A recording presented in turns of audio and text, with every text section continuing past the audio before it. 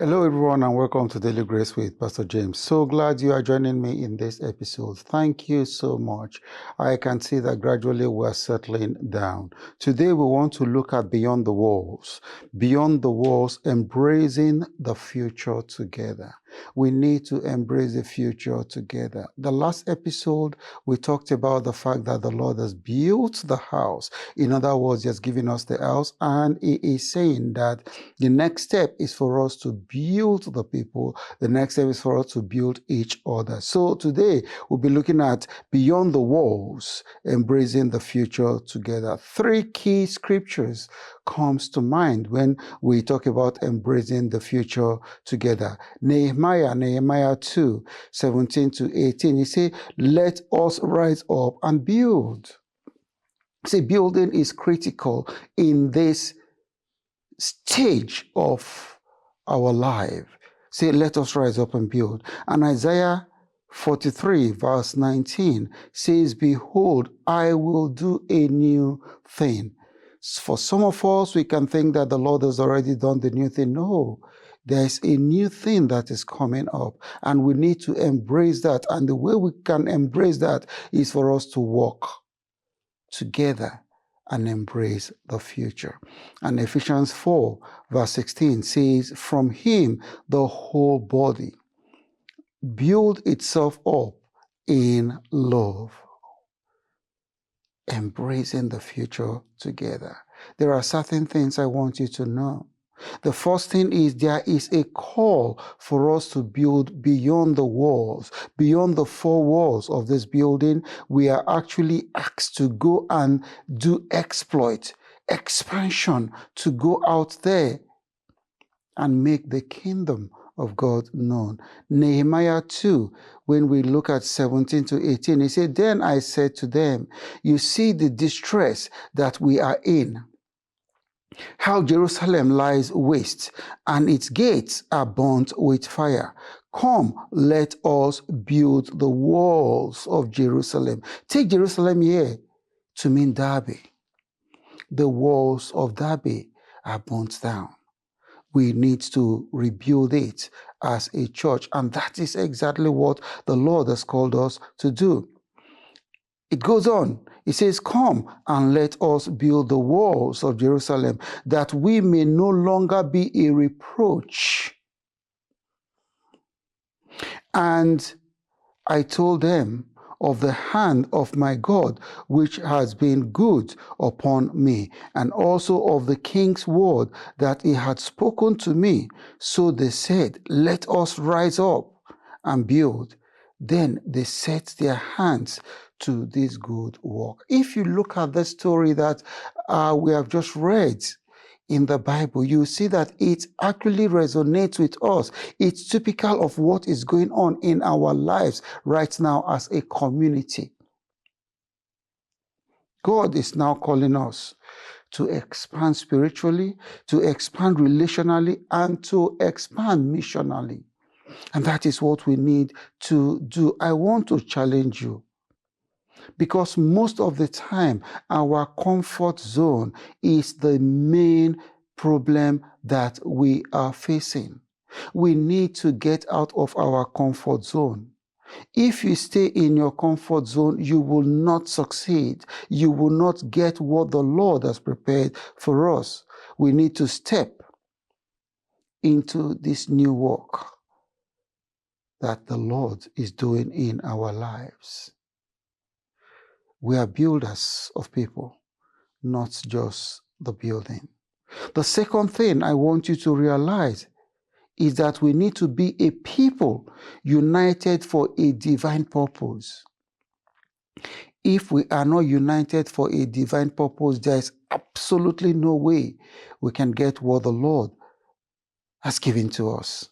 Ephesians 4:16, it says, from whom the whole body, joined and knit together by what every joint supply, according to the effective work by which every part does its share, causes growth of the body for the edifying of itself in love. Again, They are using our body to describe what we need to do. You have the hands, you have the eyes, you have the mouth, you have everything joined together. When they work together, it is to the edifying of the work of the Lord. It is not about one person. It is not about the pastor, but every joint supplying is what the word is saying. Together, we carry the vision. We carry this vision that we're talking about beyond the physical boundaries of this building. And that is really critical. This is a team call. It is not an individual call. Unity releases power, and of course, it also releases growth. And these are the things I want you to look at. We can take an example of the choir. The choir, each of them have their own voices, but when they come together in harmony, that is the only time they are strong in unity. That is what we need to do as a community. The third thing I want you to know is doors of opportunity are ahead of us. And I just don't know how to emphasize this. If we behave selfishly, we are going to miss that door of opportunity. But if we rise up to work together as a community, in unity, in oneness, just delving towards the purpose that the Lord has given unto us, there are great opportunities ahead of us that the Lord has prepared for us. Isaiah 43:19 says, "Behold, I will do a new thing. Now it shall spring forth. Shall you not know it? I will even make a road in the wilderness and rivers in the desert." I want us to ensure we don't miss the opportunity ahead of us. Revelation 3:8 says, "I know your works. See, I have set before you an open door." This is the Lord talking to us as a community. "And no one can shut it. For you have a little strength, have kept my word, and have not denied my name." And this is what we've been doing as a community. A new building, just like the one we are now, brings with it new visibility. Of course, we all know what's been going on in the papers, in the council, everything. It brings new visibility. It brings new responsibilities. And of course, it brings new souls. Souls are going to come. There are doors opening to reach the city. The Lord is opening that door for us to reach the city, to host community events, to raise leaders, and to transform lives in this city. God is not just expanding our space, He's expanding our capacity. The house is ready. Now the harvest is coming. The fourth thing I actually want you to know. The fourth thing I want you to know, prepare for battle and prepare for the blessing. There is no blessing without battle. Look at the Bible. Look at the pictures. Whatever blessing there is comes with a battle before you can tap into that blessing.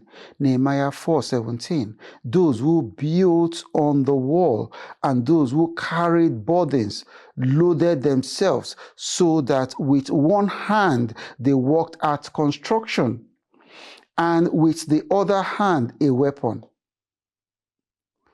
Every advance comes with opposition. Opposition within, opposition without. We need to be prepared spiritually, practically. Like Nehemiah's builders, we must build with one hand and war with the other hand. We need prayers. We need vision. We need wisdom, and we need consistency. The fifth thing, embracing the future together. We need to embrace this future together, growing deeper, engaging wider, and giving faithfully to the work of the Lord. This is everyone's church, and everyone matters in this place. Thank you so much for listening to me. Once again, my name is Pastor James Egodibe, and I pastor RCCG Solid Rock Parish, Derby, just in the heart of the city, Exchange Street, DE1 2DU. We will be waiting for you to worship with us one day. Thank you, and God bless you. Bye.